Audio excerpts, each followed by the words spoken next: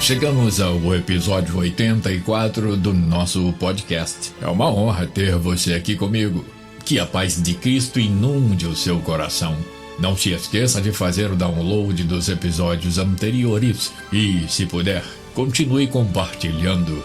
Você pode estar abençoando vidas. Nosso abraço ao querido cantor e amigo Joel Balbino, amigo de décadas, que generosamente é um dos primeiros a compartilhar cada uma das nossas reflexões bíblicas. Deus abençoe grandemente sua preciosa família, seu precioso ministério. O nosso tema de hoje é Quando Só a Oração Resolve. Com base no Salmo 34, versículos 17 a 19 e Jeremias 29, versículos 11 a 13, que eu leio para você. Os justos clamam. Salmo 34, 17 a 19. Os justos clamam, e o Senhor os ouve e os livra de todas as suas angústias. Perto está o Senhor dos que têm o coração quebrantado e salva os contritos de espírito. Muitas são as aflições do justo, mas o Senhor o livra de todas. Jeremias 29, 11 a 13. Eu é que sei os pensamentos que tenho a vosso respeito, diz o Senhor.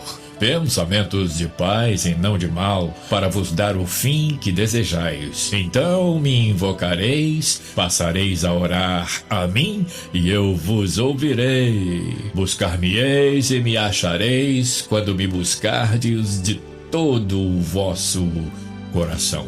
Há momentos, dizia o corinho, em que as palavras não resolvem, mas os gestos de Jesus demonstram amor por nós, isso mesmo. E esses gestos de Jesus são obtidos através da oração, isso é, quando tomamos a atitude que o momento exige, a atitude de parar tudo e de orar e orar. Momentos extremos são momentos que nos fazem bradar expressões que se tornaram chavões para todos nós. Você lembra? É agora ou nunca. Agora vai ou racha. Agora é vida ou morte. Quem está na chuva é para se molhar e por aí vai. E é aí que só a oração resolve. Almeida nos dá um esclarecimento sobre oração e cita referências. Antes de falar como a oração resolve, vamos falar um pouquinho do que é a oração. É importantíssimo saber isso, porque você precisa saber o que você está fazendo. Quando você está orando, é assim também. O que é oração? Almeida diz: uma aproximação da pessoa a Deus por meio de palavras ou do pensamento em particular ou em público. Continua Almeida, isso inclui confissão, Salmo 51, adoração, Salmo 95, de 6 a 9, Apocalipse 11, 17, comunhão, Salmo 103, de 1 a 8, gratidão, 1 Timóteo 2, 1, petição, segunda epístola de Paulo aos Coríntios 12, 8, e intercessão pelos outros, Romanos 10, 1. Almeida continua: para ser atendida, a oração requer purificação. Salmo 66, 18. Fé, Hebreus 11, 6. Vida em união com Cristo, João 15, 7. Submissão à vontade de Deus, 1 João 5, 14, 15. Marcos 14, de 32 a 36. Direção do Espírito Santo, Judas, versículo 20. Espírito de perdão, Mateus 6, 12. E relacionamento correto com as pessoas, 1 Pedro 3, 7, conclui Almeida. Daí a expressão do Senhor em Jeremias 29, 13: buscar-me-eis e me achareis quando me buscardes de todo o vosso coração. Isto posto, passo a mostrar na Bíblia algumas das muitas orações memoráveis e seus milagres surpreendentes para a nossa edificação espiritual. Meu tópico primeiro, as orações de Ana. Ana, você sabe, vivia um momento extremo. Sabe-se que durante os dias de sacrifício anual ao Senhor, Ana se pôs a orar e a chorar no templo, porque se sentia humilhada, escarnecida e muitas vezes desprezada por não conseguir gerar filhos. Tinha em seu coração que naquele momento, naquele sofrimento, naquela situação, só a oração poderia resolver. Ela nos dá lições preciosas. Fez 2 orações que quero destacar. Uma era um voto com Deus, caso seu clamor fosse respondido. A outra era um agradecimento e o cumprimento do voto que fizera ao Senhor. A primeira lição que ela nos dá é a de que devemos orar sempre, especialmente em situações extremas. A segunda lição é a de que, se fizermos um voto ao Senhor, devemos cumpri-lo. Isso é ser agradecido. Observe a primeira oração de Ana, a oração do voto. 1 Samuel 1, de 9 a 11. Eu leio para você. Então Ana se levantou depois que comeram e beberam em Siló. E Eli, sacerdote, estava assentado em uma cadeira junto a um pilar do templo do Senhor. Ela, pois, com amargura de alma, orou ao Senhor e chorou abundantemente e votou um voto dizendo: Senhor dos exércitos, se benignamente atenderes para a aflição da tua serva e de mim te lembrares e da tua serva te não esqueceres, mas a tua serva deres um filho varão, ao Senhor o darei por todos os dias da sua vida e sobre a sua cabeça não passará navalha. 2 Samuel 2, 1 e 2. Eu leio para você. Então orou Ana e disse: o meu coração exulta ao Senhor, o meu poder está exaltado no Senhor. A minha boca se dilatou sobre os meus inimigos, porquanto me alegro na tua salvação. Não há santo como o Senhor, porque não há outro fora de ti, e rocha nenhuma há como o nosso Deus. Ana orou, pediu um menino, fez um voto, recebeu e agradeceu e cumpriu o seu voto. Isso é fundamental. Meu tópico 2, a oração de Nínive. Em linhas gerais, você sabe, os ninivitas eram conhecidos pela crueldade com que tratavam os guerreiros capturados, cegando muitos deles com o objetivo de que não fugissem.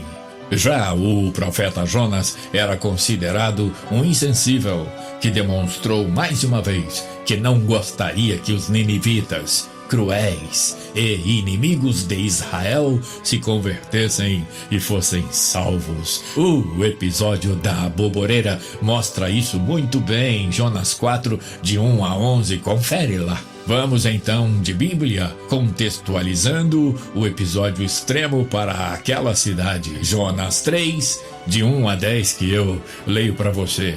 A palavra do Senhor veio a Jonas pela segunda vez com esta ordem: vá à grande cidade de Nínive e pregue contra ela a mensagem que eu lhe darei. Jonas obedeceu à palavra do Senhor e foi para Nínive. Era uma cidade muito grande, sendo necessários 3 dias para percorrê-la. Jonas entrou na cidade e a percorreu durante 1 dia, proclamando: daqui a 40 dias Nínive será destruída. Os ninivitas creram em Deus, proclamaram um jejum e todos eles, do mais maior ao menor, vestiram-se de pano de saco. Quando as notícias chegaram ao rei de Nínive, ele se levantou do trono, tirou o manto real, vestiu-se de pano e saco e sentou-se sobre cinza. Então fez uma proclamação em Nínive. Por decreto do rei e de seus nobres, não é permitido a nenhum homem ou animal, bois ou ovelhas, provar coisa alguma. Não comam nem bebam, cubram-se de pano de saco, homens e animais, e todos clamem a Deus com todas as suas forças. Deixem os maus caminhos e a violência. Talvez Deus se arrependa e abandone a sua ira e não sejamos destruídos, tendo em vista o que eles fizeram e como abandonaram os seus maus caminhos. Deus se arrependeu e não os destruiu como tinha ameaçado. Quem dera muitos governantes agissem dessa forma, muitos pais, muitos chefes, muitos pastores. A oração muda a história do mundo. Meu tópico 3. Na contramão da oração, a indiferença de Jerusalém. Aqui deixemos que a Bíblia nos mostre a indiferença de Jerusalém, o infinito amor de Jesus pelo seu povo e as duras consequências da indiferença para com Deus. Lembremos que a indiferença ou a apostasia advém da falta de oração. Sim, porque orar, como já dissemos, é conversar com Deus, é ter comunhão com Ele. Tudo que a indiferença não nos deixa fazer. Eu leio para você Lucas 19, de 41 a 44. Quando ia chegando, vendo a cidade, chorou e dizia: ah, se conheceras por ti mesma, ainda hoje, o que é devido à paz, mas isto está agora oculto aos teus olhos, pois sobre ti virão dias em que os teus inimigos te cercarão de trincheiras e por todos os lados te apertarão o cerco e te arrasarão, e aos teus filhos dentro de ti não deixarão em ti pedra sobre pedra, porque não reconheceste a oportunidade da tua visitação. Moody faz comentários interessantes sobre os versículos lidos. Versículo 41, ele diz: vendo a cidade do alto do Monte das Oliveiras, pode-se descortinar toda a cidade. Jesus não estava entusiasmado com os aplausos da multidão,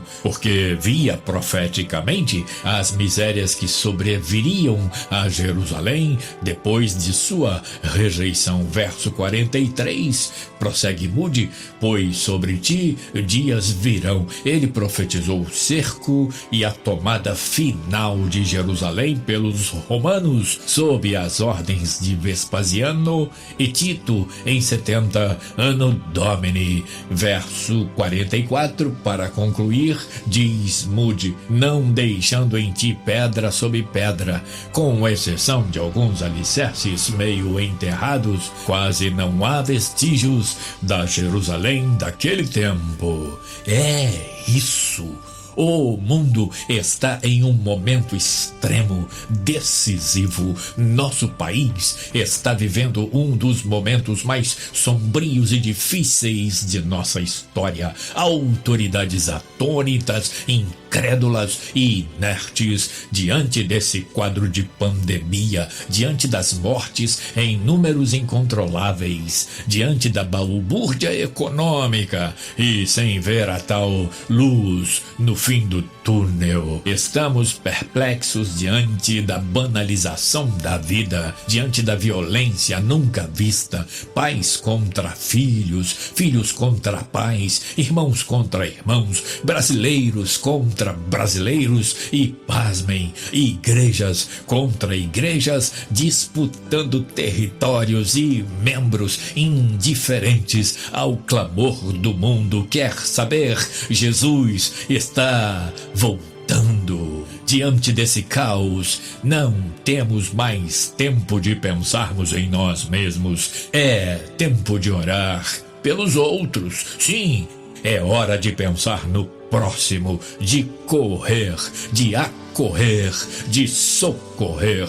É um momento extremo. Isso só se resolve com joelhos dobrados, com corações quebrantados e com almas derramadas na oração. Meu tópico 4: as promessas de Deus para os que oram. Deus promete ouvir a oração de indivíduos. Jeremias 33:3. Deus promete ouvir as orações de um povo, de uma nação, de um mundo inteiro. Segundo Crônicas 7:14. Eu leio para você esses dois importantíssimos versículos. Jeremias 33:3. Clama a mim e responder-te-ei e anunciar-te-ei coisas grandes e firmes que não sabes. Segundo Crônicas 7:14. E se esse meu povo, que se chama pelo meu nome, se humilhar, orar e buscar a minha face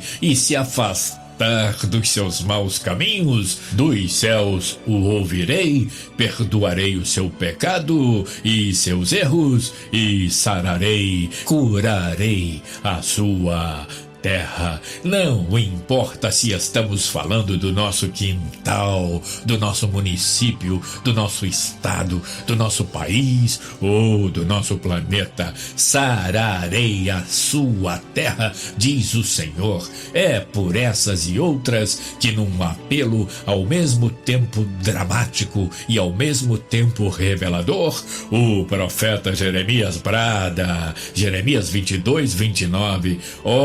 Terra, terra, terra, ouve a palavra do Senhor. É verdade, estamos vivendo momentos extremos. É tudo ou nada. É hora de orar muito. E não importam as marcas deixadas pela oração em nossas almas ou em nossos corpos. Jacó, você lembra? Ficou com um defeito em sua coxa e marcou para o resto de sua vida, mas só largou o anjo quando a bênção veio. Tão profunda que mudou sua vida para sempre, mudou suas perspectivas, mudou seus sonhos, mudou seu foco e mudou seu nome. Jacó, que significa usurpador, não era um nome recomendável para alguém que orou daquele jeito.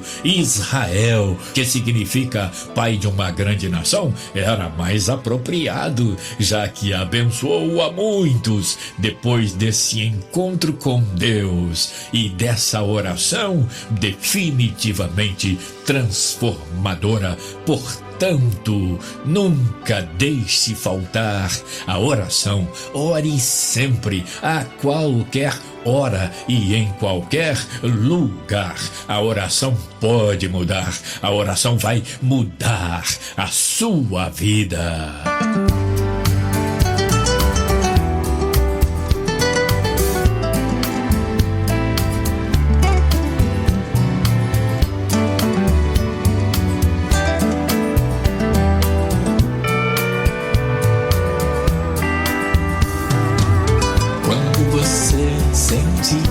Que já não consegue adormecer tranquilo, é falta de oração, é falta de oração. Quando você percebe que seus pensamentos estão em conflito, é falta de oração. É falta de oração. Quando você percebe que na sua vida não existe paz, Você não está louvando nem agradecendo, já não ora mais. É falta de oração, é falta de oração, é falta de oração, falta de comunhão com nosso Deus e Pai. É falta de oração ao nosso Deus e Pai. Entenda, irmão, agora se você não ora, ser feliz não vai. Entenda, irmão, agora se você não ora, ser feliz não vai.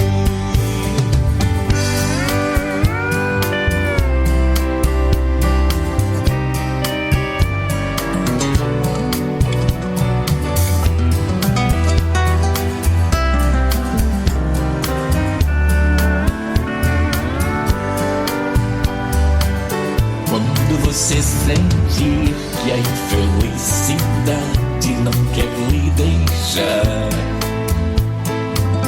é falta de oração, é falta de oração. Quando você percebe que já não consegue sorrir nem chorar, é falta de oração, é falta de oração. Quando você percebe que o Evangelho não consegue pregar, você precisa entender que para ter poder é preciso orar. É só com oração, é só com oração, é só com oração que todo problema se resolverá. É só com oração ao nosso Deus e Pai. Escute, irmão, na hora que o crente ora, o inimigo sai. Escute, irmão, na hora que o crente ora, o inimigo sai. Escute, irmão, na hora que o crente ora, o inimigo sai. Escute, irmão, na hora que o crente ora, o inimigo sai. Escute, irmão, na hora que o crente ora, o inimigo sai. Escute, irmão, na hora que o crente ora, o inimigo sai.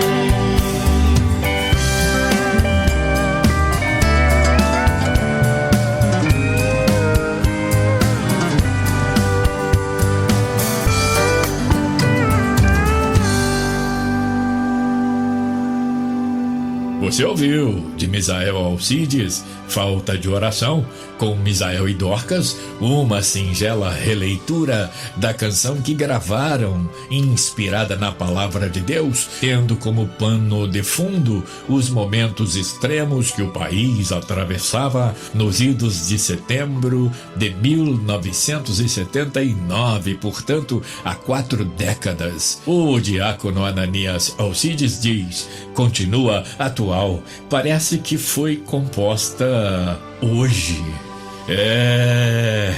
É só com oração, Brasil, pensa nisso. E que o Senhor te abençoe e te guarde. O Senhor faça resplandecer o seu rosto sobre ti e tenha misericórdia de ti. O Senhor sobre ti levante o seu rosto e te dê a paz. Obrigado por estar aqui comigo. Até o próximo episódio, na semana que vem, se Deus quiser.